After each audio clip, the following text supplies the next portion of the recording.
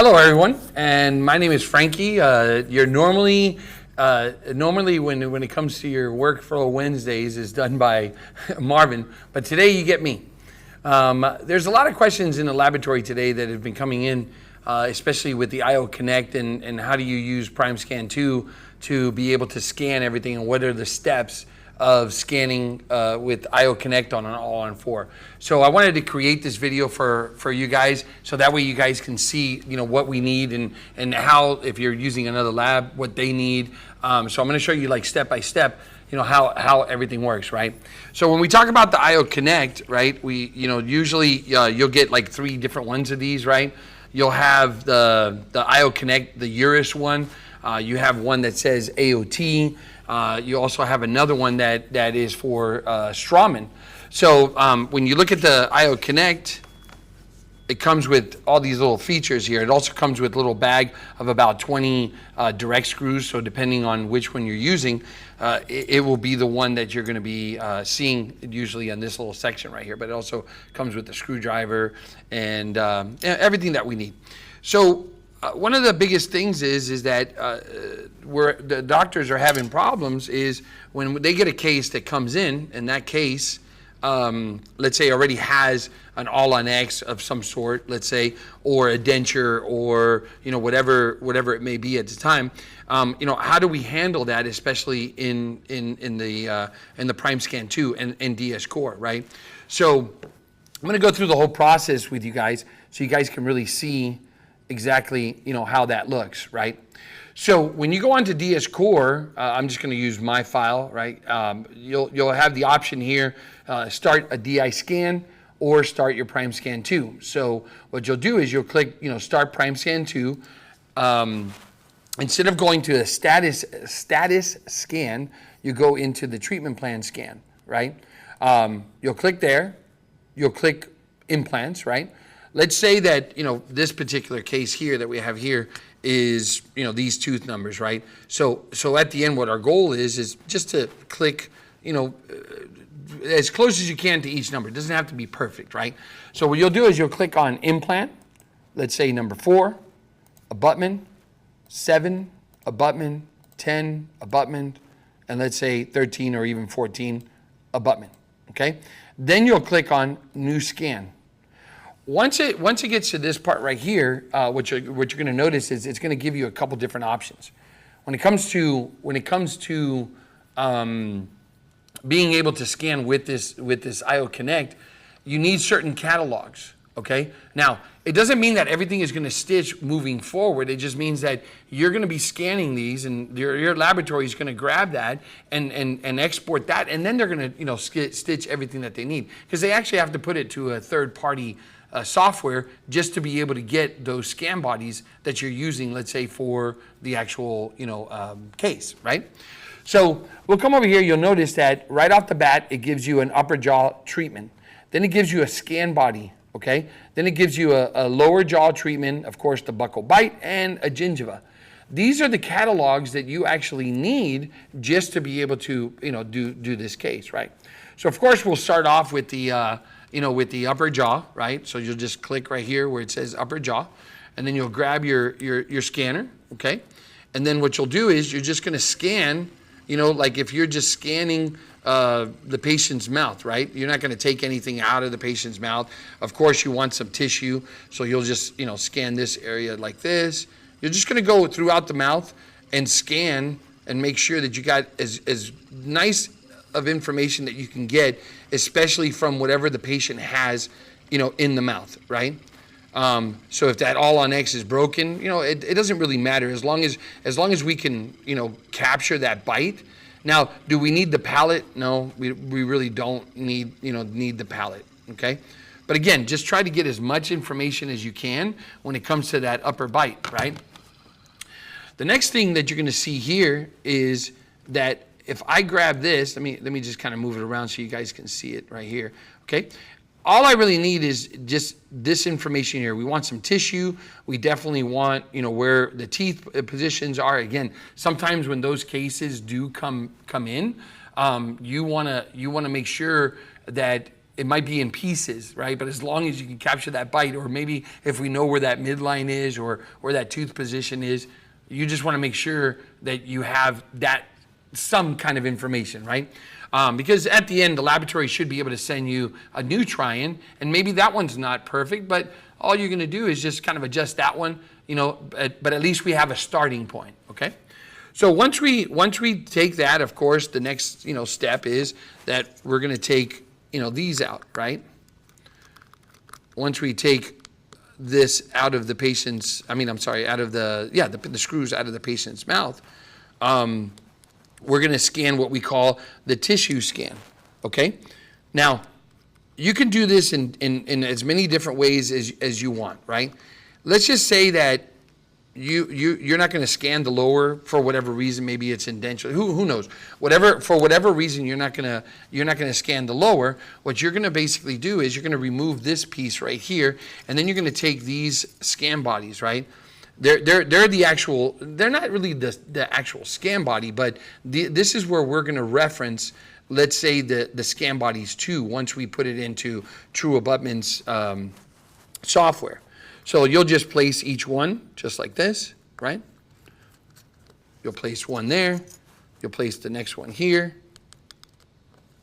right? Again, it's a lot easier to do it on a model than a patient's mouth. Trust me, I wouldn't even know that because I'm going to be real. I've never done this in the patient's mouth. But on my end over here, I'm the king, right? So once you screw all of these in, right? What you're going to do is you're not going to make this one be your scan body scan. You're actually going to make this one your gingiva mass scan, right?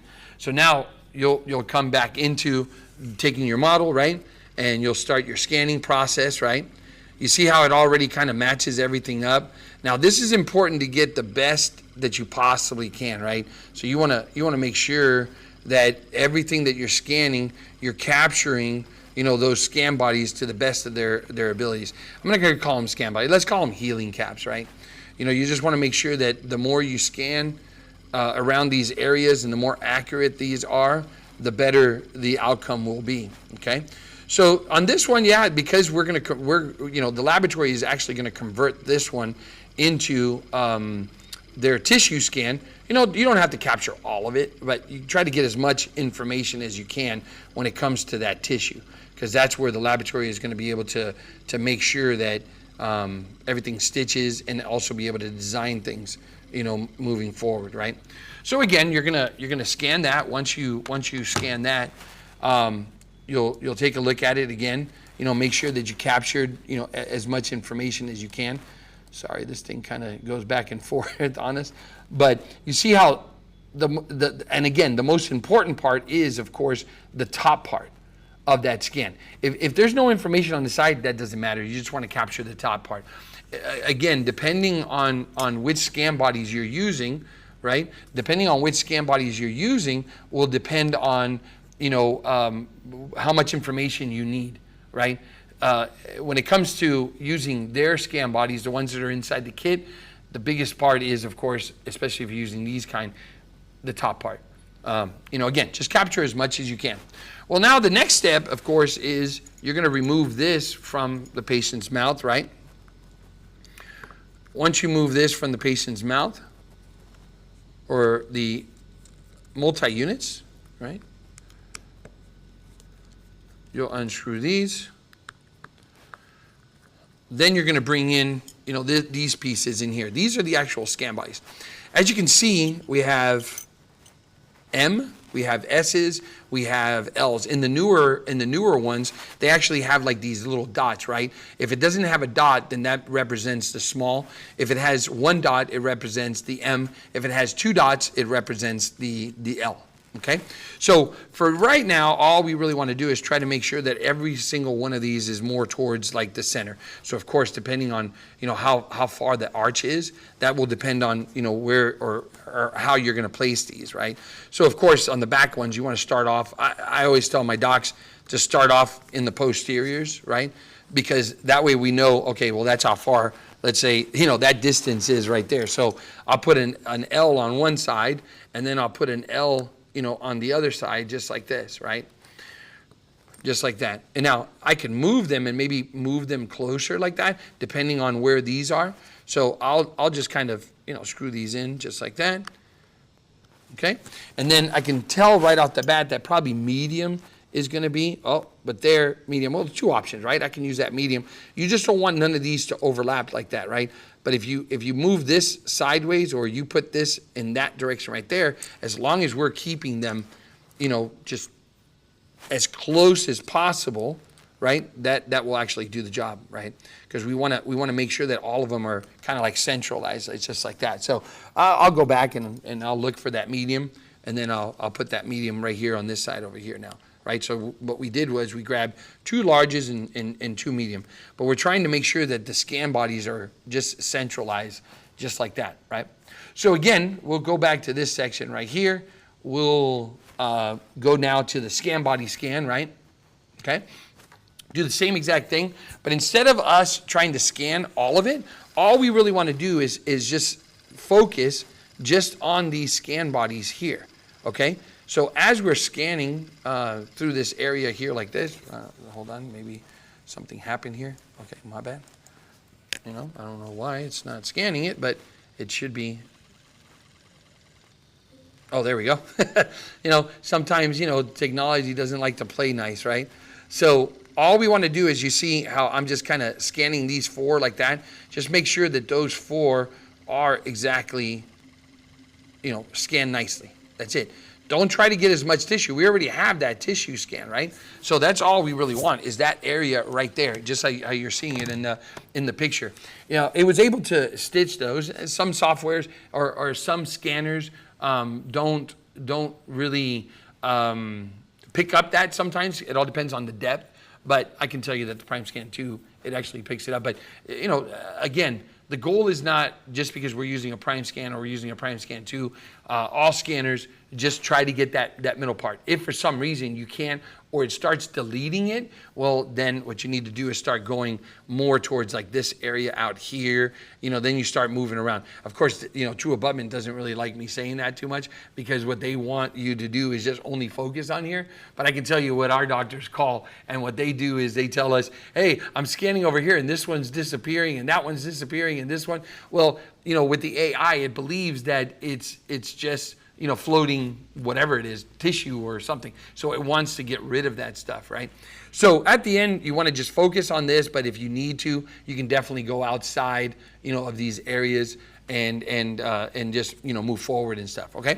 Now, what I just showed you is, like, let's just say that all you want to do is scan the patient's all on X and this, and you want to send that to the laboratory.